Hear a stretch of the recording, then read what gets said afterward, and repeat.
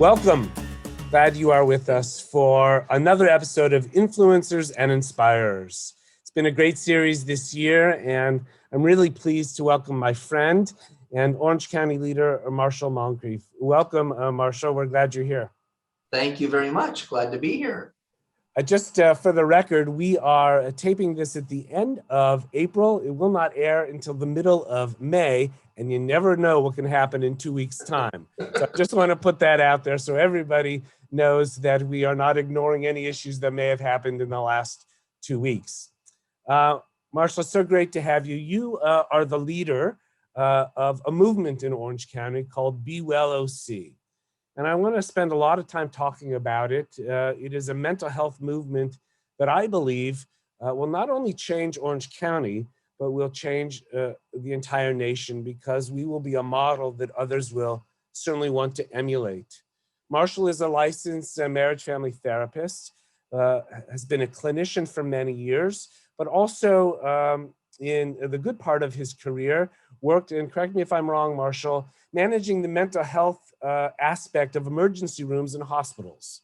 Do I have that right? Yes, that's been a component of the work for sure. Yeah. So tell me what you learned, both in your own practice and certainly from the emergency room standpoint in those years, about our mental health system here in America, in California, and in Orange County specifically. Well, I think from the vantage point of the hospital world,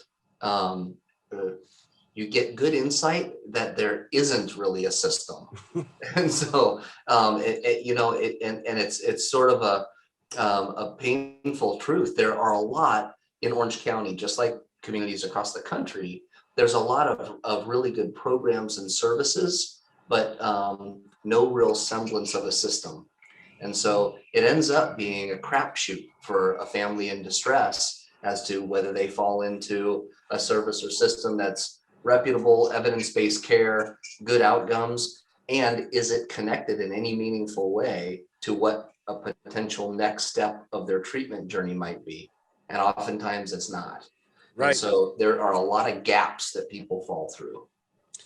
And even if somebody's having a mental health crisis, they go to the emergency room and the psychiatrist hasn't been on call for 3 days, and the attending is a wonderful orthopedic surgeon.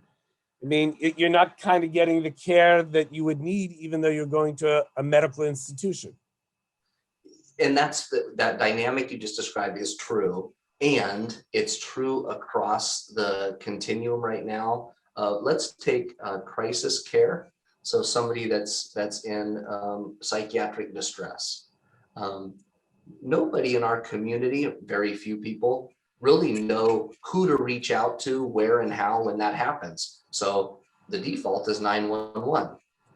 911 deploys the tools that 911 deploys. And so law enforcement or emergency responders, both amazing people that work tremendously hard in their role, none of them were ever designed or really trained or their systems set up to respond to mental health.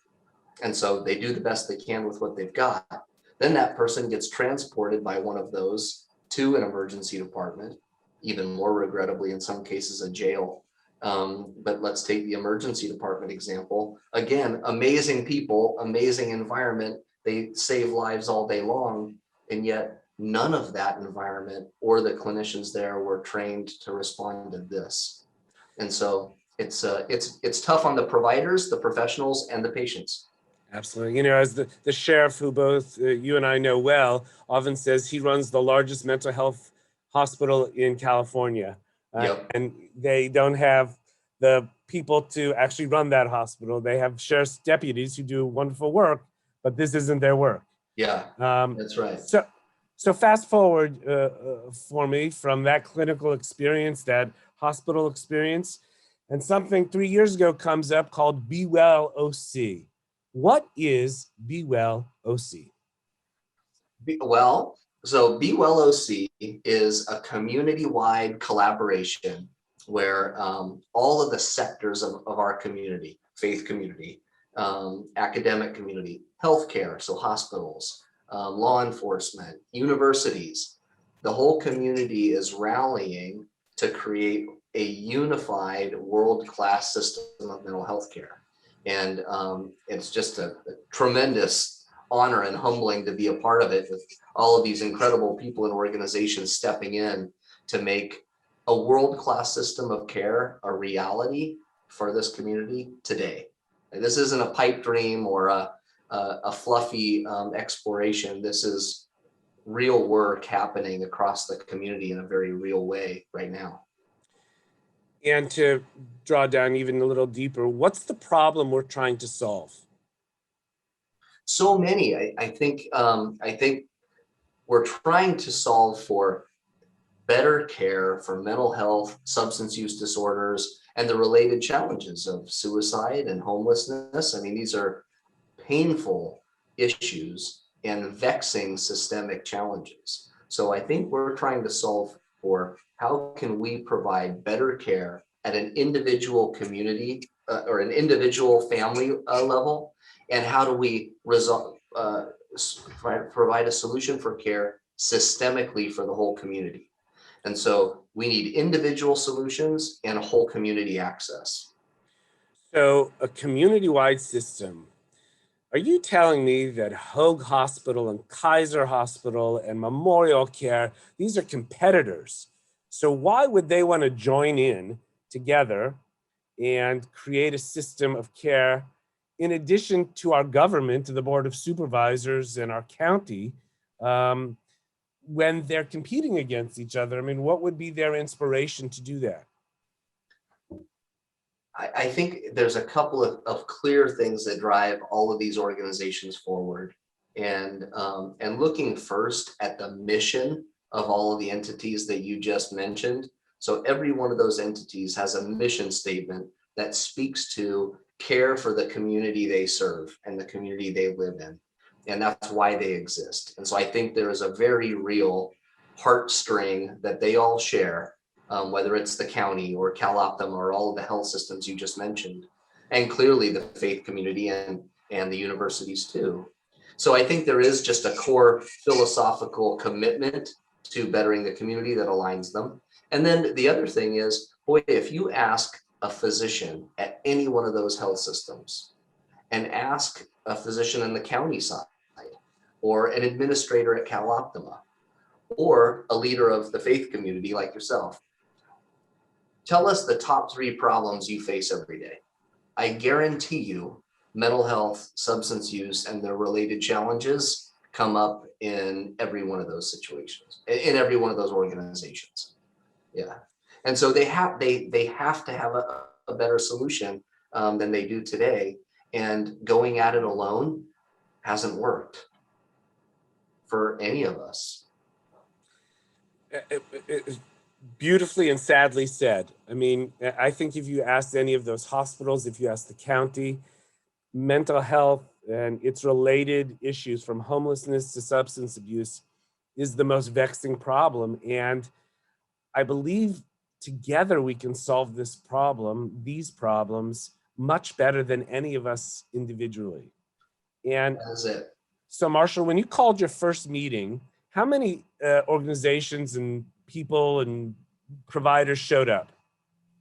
I'm so glad you asked that question, because when we talk about BeWell, and now it's kind of getting some traction and we're doing real work, but it didn't start this way. And it didn't even start with some grand scheme of we're going to create BeWell and it's going to do these things.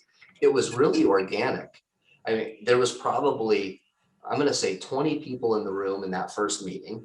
And these were senior executives of health systems, and these were elected leaders, and these were people of faith, and there was a room of about 20 people, and it was very organic, and there was 2 parts to the conversation. It was, the problems with mental health and substance use are clearly getting bigger, and all of us are working hard. We can name everybody in the room who's doing something about it.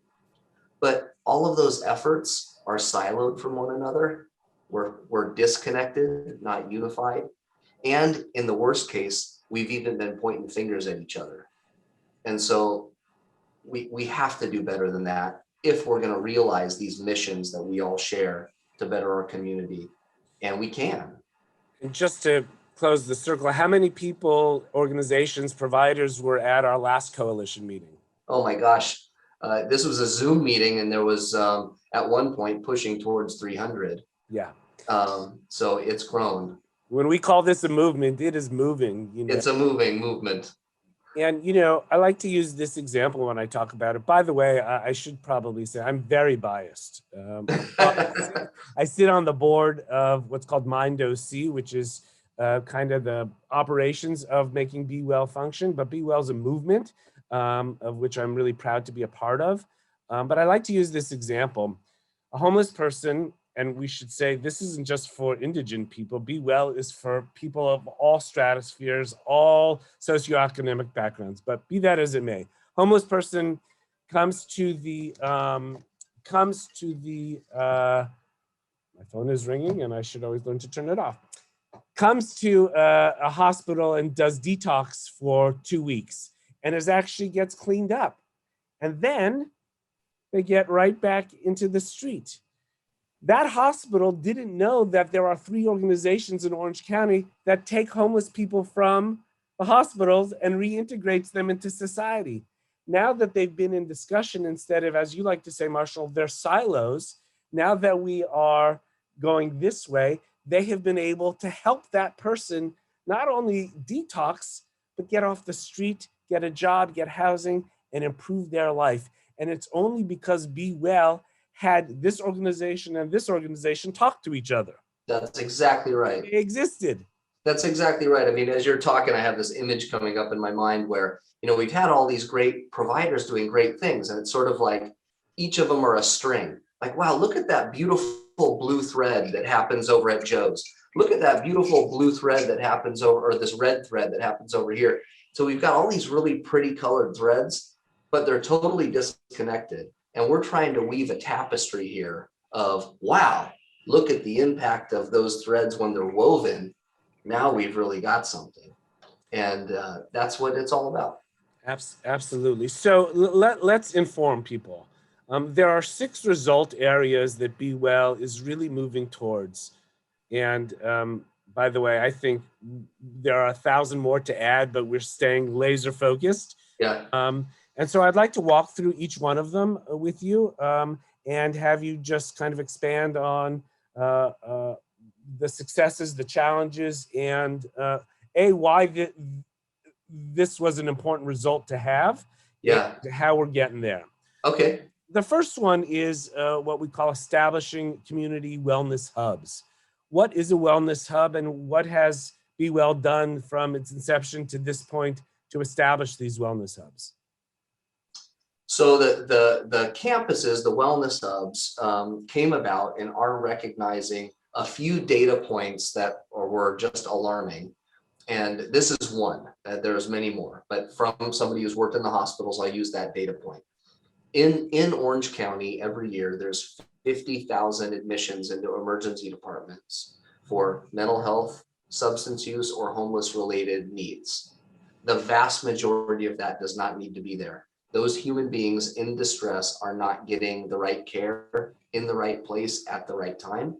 And it's costing Orange County about $100 million for that pleasure. And so $100 million a year. A year. And so one data point was, if we had 3 comprehensive care campuses that could receive those people in a better environment that was dignified, high quality, and aligned with meeting their needs. And we had one in North Central County and South County and maybe Central Coastal, so that no matter where you lived in this community, you could get there pretty easily. And each one could treat 15 to 20,000 people a year. We would put a material dent in that number. And that doesn't even get into the data points that you mentioned, Sheriff Barnes, that he'd be able to pull off his shelf and share with you from the jail perspective. So the campuses are about the right care in the right place for the person who needs it at the right time. That's what we're doing with those. So we've established one hub already in the city of Orange on the Drive.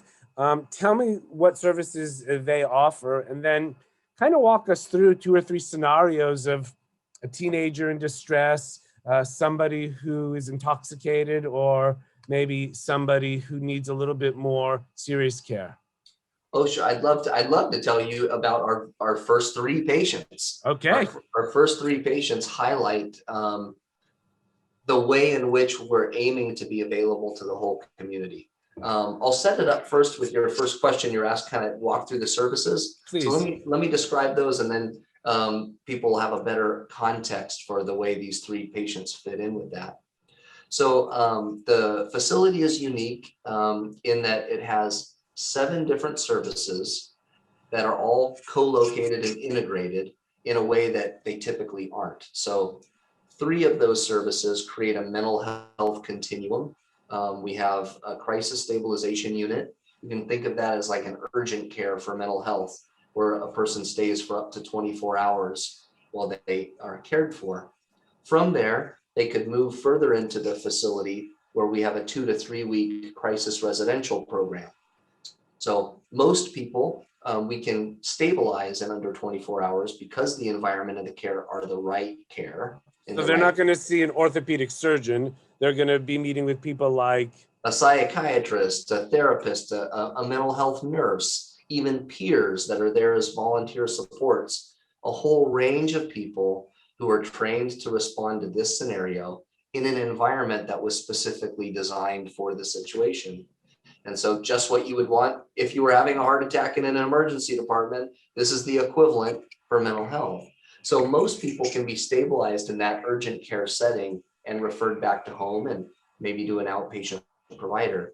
For those people that need a longer hug wrapped around them, then they can move further into the facility, into this residential crisis residential environment where we can give people care for 2 to 3 weeks. Many people will stabilize there and be able to go home and back to community. If they need longer, then we have a 30-day program that can meet their mental health needs in a longer way. The same thing is available for substance use. From a 24-hour or less recovery station, this allows someone to come in off the street who's intoxicated instead of going to a jail or an ER, get support, get comfort, and we can walk them upstairs to our detox. From the detox, we can walk them over to a 30-day residential. So all of those programs live within the same facility, and it allows us that interconnectivity to show Joe, who wants to walk out of that recovery center on hour 2, and we walk him upstairs and say, hey, the detox is here and it's not that bad. This place is beautiful. Why don't you stick around for a little while? We've got a higher chance of engaging him there than we would in an ER or a jail for sure. So that's kind of the context of how these services live within this one facility. And it's also unique, Rabbi, because this is the only place where the community can come for care, regardless of the insurance card they have in their back pocket. So if you've got a CalOptima Medicaid card, come on in. If you have an Aetna PPO plan or a Cigna HMO plan, come on in. And so we're making this available for everybody. And the first 3 patients, so the very first patient was... when did we open up? Tell everybody when we opened up. We opened up the first service in January, and we've been opening up each service successively since then. The last service comes online in about a week, and then the house will be completely open. So the first patient was a man struggling with homelessness and intoxicated, and he had walked against medical advice out of an emergency department and was stammering through the street and came up on the facility. And it was kind of a fortuitous moment for me and him. I happened to be standing out in front of the building and got to wrap my arm around him and walk him in personally as our first patient. And you know Dr. Lauren Brand, and you'll have to do one of these with Lauren, because for people that don't know, Lauren is like everything running this whole building. So I told Lauren that story, and she said, you got to walk in the first patient. Well, I was going to give her a shout out. Dr. Lauren Brand is also a member of our congregation, so we're very proud of her. She's the director of operations at this Orange Be Well hub, and I know Marshall's right-hand person in so many aspects of what our movement is doing. So we're really proud of her too. So thank you, Lauren. So patient number 2. Thank you, Lauren, indeed. Yeah, so I felt so so overjoyed, and also I was afraid to face Lauren to tell her I walked in our first patient. She was very gracious, and no harm came to me. The second patient was an adolescent, a 13-year-old girl who was struggling with uh, suicidal ideation and ended up in an emergency department with her mom. And the emergency department, knowing that we had just opened, was able to medically clear her very quickly and get her over here instead of the emergency department. There's something very significant to share with anybody listening about that. The facility in Orange, the BeWell facility, has the Orange County's first crisis unit for adolescents. So this is ages 13 to 17. The importance of that is that prior to the facility being here, that young lady would have sat in the emergency department waiting for a bed to open up somewhere, getting increasingly worse, very likely, because the ER is antithetical to what she needs in that moment. And so, so that was our second patient and our first adolescent. And the third patient was a young man, early 20s, having what is probably, and unfortunately, his first psychotic break. And he was in the emergency department at UCI. And the same thing, because there's a connection with the whole community, UCI knew he had opened up. They medically cleared him quickly and got him over here into the psychiatric crisis unit for adults. And when he got here, the crisis unit has these big, comfortable chairs in it, not beds, and the recliner chairs, and it kind of feels like something hugging you in. And he said his first words were, "Oh, I think I can breathe." Wow. So even in the midst of a psychotic break, he was experiencing the emergency department as something distressing and experiencing this as something comforting. And so I love to share, so thanks for the opportunity, those first three patients, because it captures the spirit of what this place is about. We had somebody struggling with homelessness and substance use and got to pull him off the street. We had a young teenage girl with suicidal ideation and a young adult with a psychotic break. All three of them under different payer or insurance structures, different ages, different clinical presentations, and the facility was able to be there to meet their needs. So that's super helpful, Marshall. And what's also really interesting, and I think important for anybody listening, is to get the word out. Yes. Hub exists. So hospitals are starting to come online and say, oh, this is a more appropriate placement for this person. Police departments are starting to bring people to the BeWell Hub. You can walk into the BeWell Hub. You can drive to the BeWell Hub, right? You can do a whole number of different things. And we just have to let people know that this exists. So whatever avenue or profession you have, please understand that this is a place of safety and warmth for people to come and heal. In fact, one of the taglines of Be Well is "Hope happens here," and I think it's quite apt for not only our county but for each of these individuals. Because what we also know is that mental illness doesn't just affect the person who's suffering; it affects the whole family unit. And so to know your person is in a place where they can have some hope is really, really important. And so, Indeed. Hey, Rabbi, could I do another quick shout out? We just did a shout out to Lauren, and this is an important shout out because it also highlights the whole community nature of Be Well. So we just got done talking about new services that have come online under this new Be Well campus. And in these instances, it was the Sobering Center and the 2 crisis units. Another member of your congregation, I think, who is a dear friend, is Susan Taylor, and she runs College Hospital. And College Hospital has been a longstanding, venerable mental health services organization in Orange County. They also have opened a new crisis unit.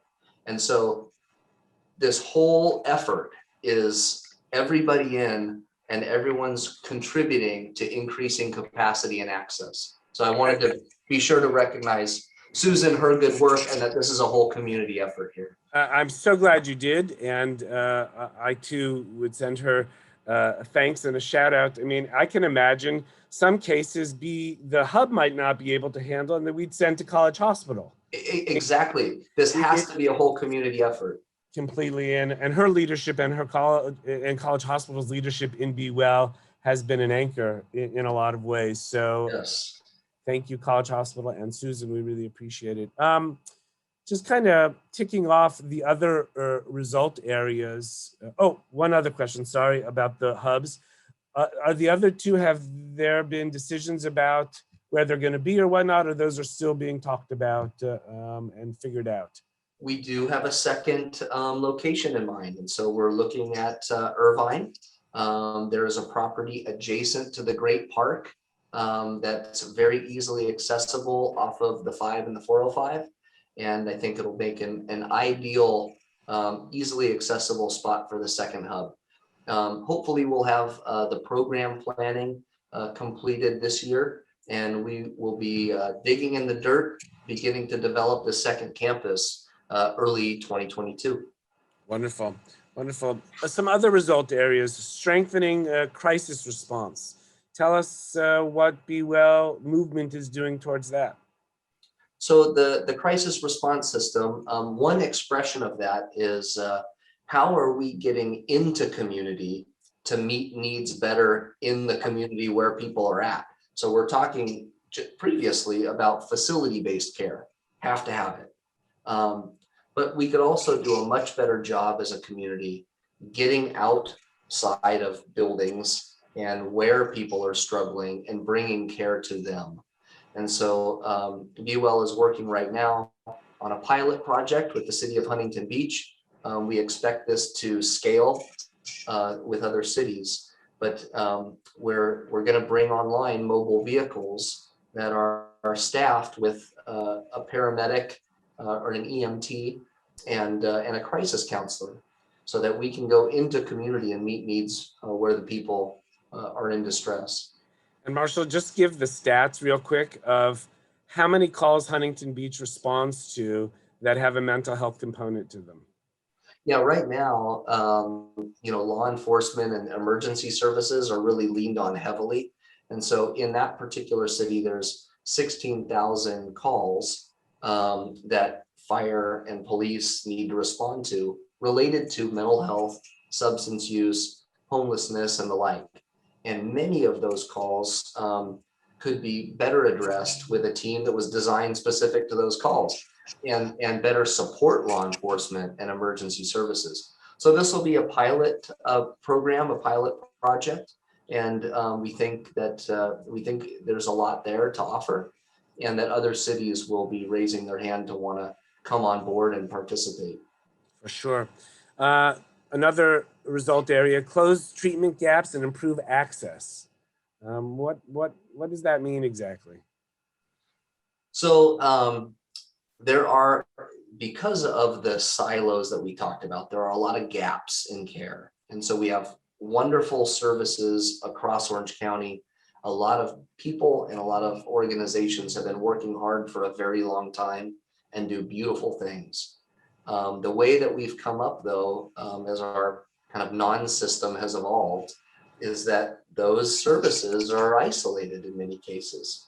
I was giving that weird analogy of a bunch of beautiful colored strings that are great in their own right, but boy, wouldn't it be better if they were a tapestry. And so one example of closing the treatment gaps, we have an initiative around ACEs. And so most people may not be familiar with ACEs. That's an acronym for Adverse Childhood Events. And so these are children who have experienced something traumatic. And right now we have a lot of organizations in Orange County that are addressing those situations in one way or another. Everything from the Department of Education to Chalk Hospital, for sure, another group we need to do deep shout outs around, and law enforcement and others. And so one expression of BeWell's attempt to close treatment gaps is organizing these previously disparate entities into something similar to a network of care so that they can be more responsive to children in need and more connected to one another in the way that they do it. So Yeah, that's a great example. Even more simply, just finding the right person to go to is really hard. I mean, I think I'm pretty well in the know about mental health in Orange County.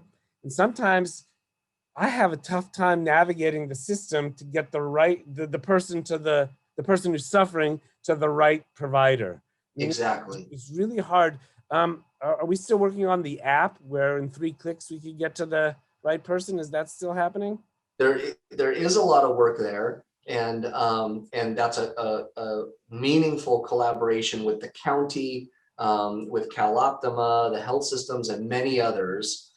All of us have had some kind of mental health access line, but that's what ends up being part of the problem. Right. So when we have more than 20 access lines in Orange County, to your point, nobody knows who the heck to call or when or why.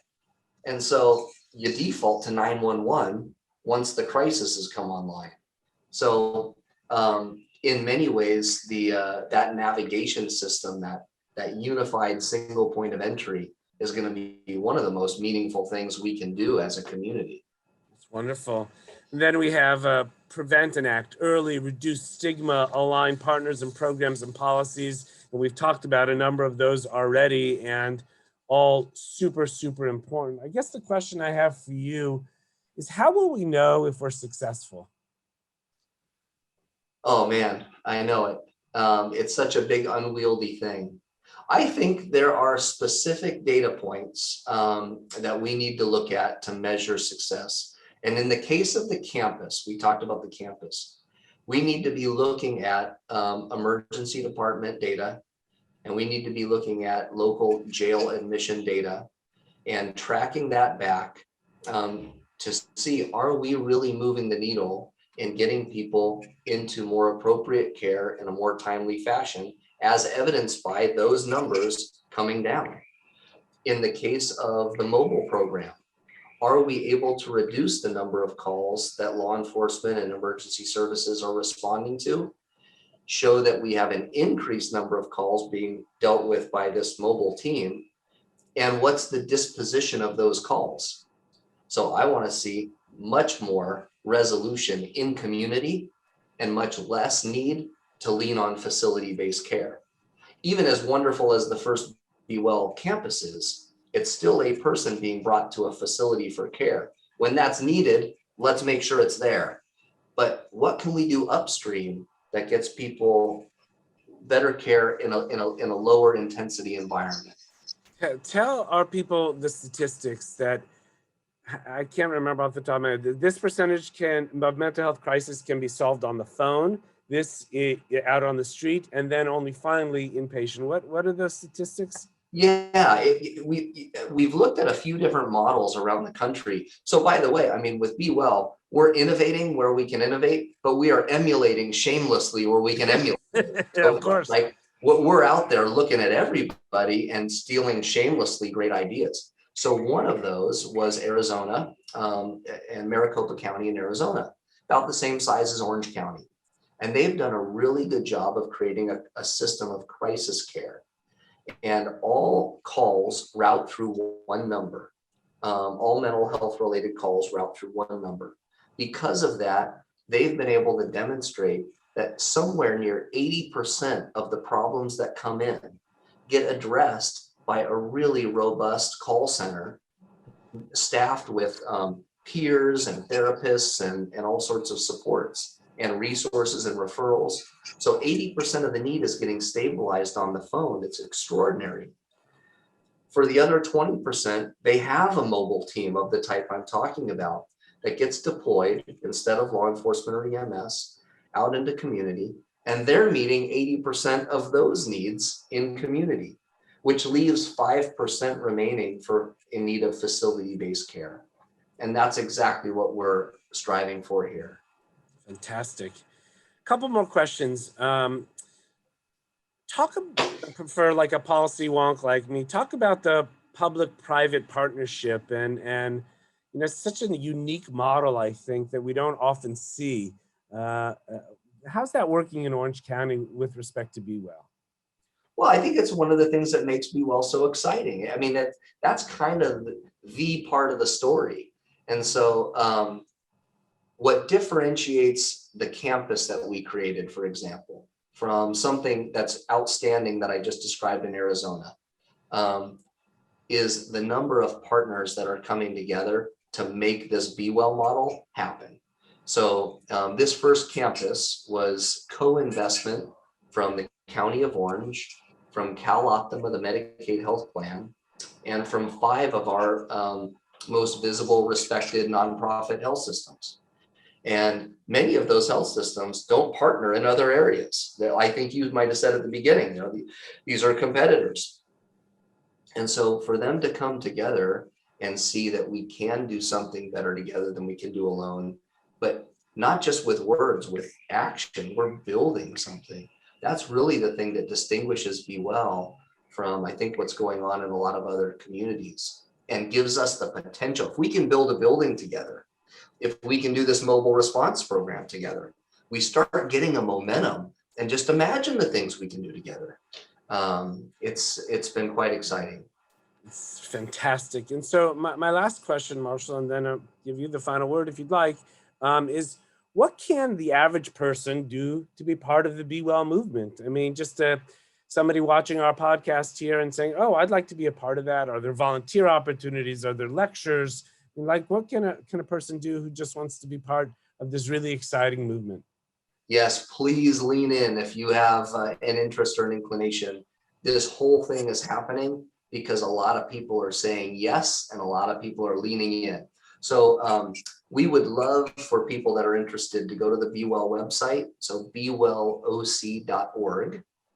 On the website, you'll see the result areas that you just walked us through, and there's a calendar of events. So there are opportunities to get involved with meetings that are happening under each of those results. And you're invited to be as participatory or as sort of observational as you would like.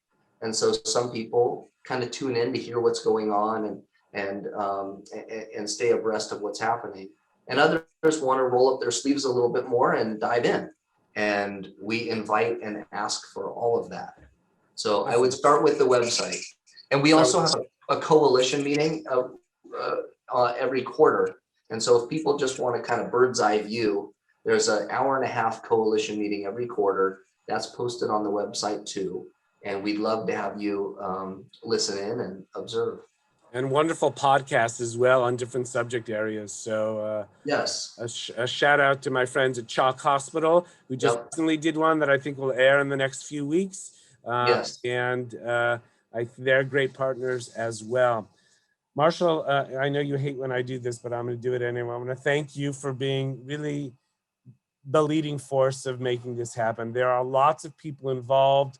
Dr. Rika Fable, who's our wonderful chair, who is past CEO of Hoag Hospital, and so many others, but your drive and your ability to navigate really interesting, complicated, and wonderful waters here in Orange County is keeping us afloat and really taking us to destinations we didn't think we would ever come to. And so as a recipient of the work of BeWell and as an active participant, I just want to thank you for your leadership, for spending last 45 minutes with us, and look forward to having you at our congregation in the future as well, and speaking on a Friday night and being part of our community in a very real and significant way. Would love it. Rick, thank you so much for that and for this opportunity. I'm grateful to have a chance to work alongside you and everybody else who's involved. So thank you for the compliment. And it is important that I follow a compliment like that up with an underscoring of, man, this is everybody saying yes. And this is a lot of people leaning in and a lot of people rolling up their sleeves and committed to saying Orange County is a community of action. We can do better. In fact, we could do the best. And let's create a model that stimulates action across the country. Amen. Amen. Be well, Marshall. Thank you so much, and look forward to being with you again. Awesome. Thanks so much.